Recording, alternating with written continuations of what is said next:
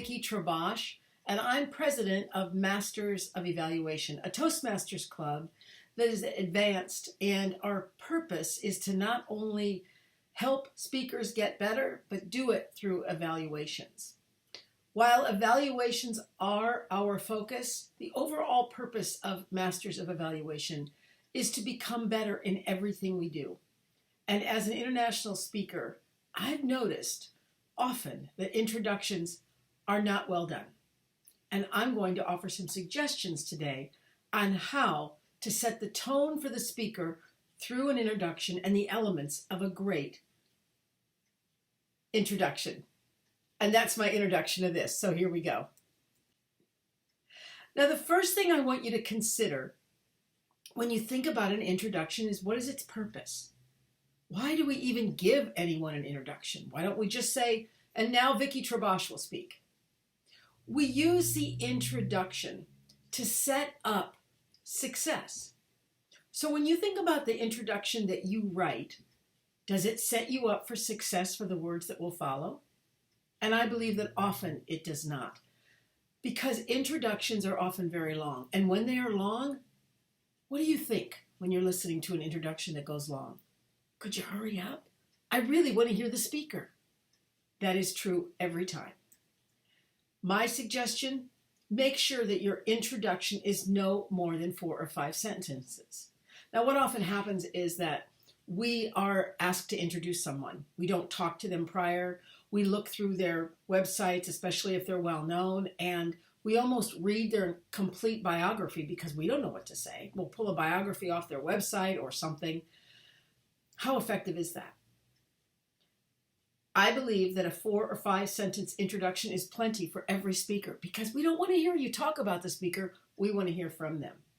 If I was speaking about something and the person introducing me said, from an introduction I'd written, "This is Vicki Trabosh. She is an international speaker, a columnist. She's run a foundation for Rwanda, and today she is here to talk to us about leadership. In this discussion about leadership, she'll lead us through the steps that she has learned that work for others.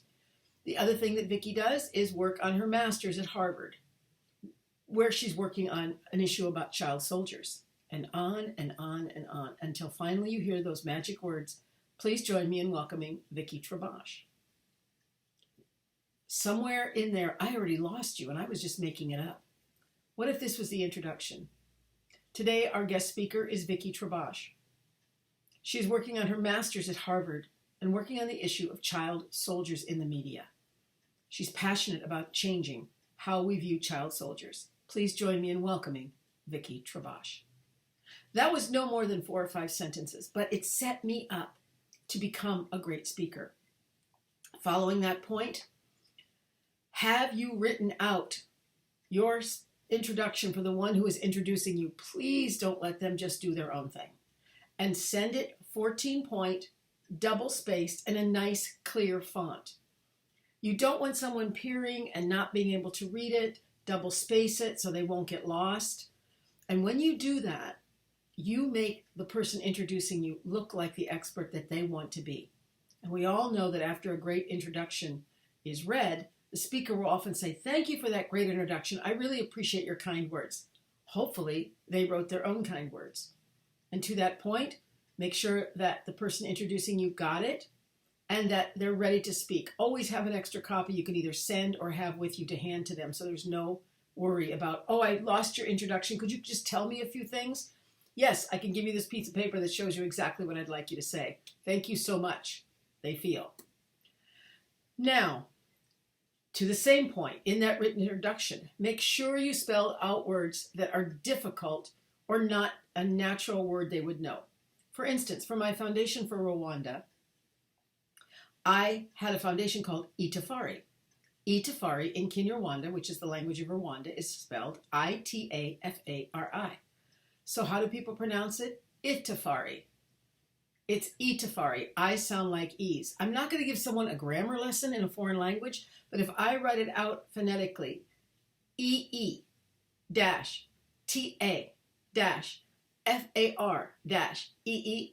Itafari, people will say it correctly. If your name is interesting and they don't know how to say Trabosh, make sure you help them with that. because that lets them not stumble and makes you look good. And finally, if the person knowing you well, if the person who is introducing you knows you well, don't let them riff on the introduction. Meaning, I've known Vicki for 30 years and she's just great. I remember this one time we were having a barbecue and she told me the most amazing story. That may or may not be relevant. They're showing that they care about you and that you're important to them. But does that establish your credibility, your ethos? I would say it doesn't. In fact, a very short story. I was introducing a world famous speaker. I had heard her speak many times, and she said, Vic, would you introduce me? I said, absolutely. And she gave me her written introduction. Now, I'd read it before. I'd heard it before. She'd been on Oprah, best-selling books, speaks to tens of thousands of people. And I, in my excitement, decided to write a song about her. I write song parodies. And I wrote a song about her to the tune of the Beverly Hillbillies, which some of you might not know who that is, but it was an old sitcom and it was funny. I took everything about her and put it into this song, which I was prepared to sing a cappella. The day of, I didn't tell her, I wanted to surprise her because I loved her so dearly. Got to the event, she's on the side of the stage waiting for me, and I broke into song on stage and sang this song, talking about all the high points, what she had done, everything. I look over on the side of the stage, she is doubled over with laughter. The entire audience is just loving this. When I'm done, I said, y'all help me welcome Marsha, you hear? And Marsha came out on stage, gave me a big hug, sat down to do a 6-hour meeting. And as I sat in the audience, everyone loved the introduction. I was watching her and I thought, boy, she's not being herself because I'd known her so well. We had a great day though. She got going. It took her a bit. We got going. At the end of the day, we went out and I said, Marsha, what did you think of my introduction? She goes, Vic, I love you. Don't you ever do that to me again. She said, listen, I write my introduction, and while you read it, I'm setting the tone. I'm establishing my credibility. And as I do that, instead of having to listen to you read something about me, because I know what it's going to say, I can prepare myself to be the archetype of a speaker. She said, when you started singing, I was so startled and my heart just filled with love. We were good friends. But I was laughing so hard when you said, help me welcome Marsha, you hear? I realized I would not become the speaker. I was still Marsha the woman. And it took me about 30 minutes to get into my game. Wow, what a lesson. You may not have the opportunity to introduce someone famous, but always ask for a written introduction. If they say, oh, just say whatever you'd like. Say, no, I prefer you tell me what you'd like me to say. You might have to do a little something with it, but frankly, you should not be writing an introduction for someone else, and you should write your own, following these rules. Does it set you up for success? Is it longer than 4 or 5 sentences, and should it be? Is it written out for the one introducing you, following the 14-point double-spaced and clear font?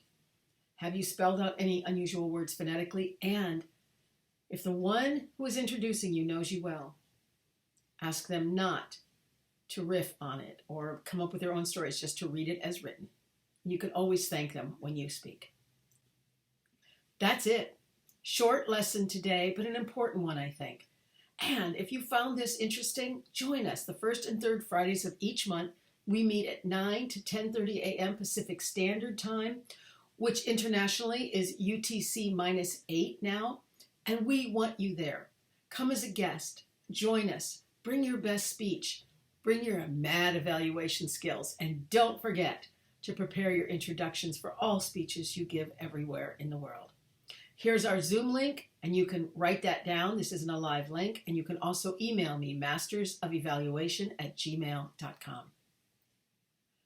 My friends, make it a great day, make it a great speech, and make great impact. We'll see you soon.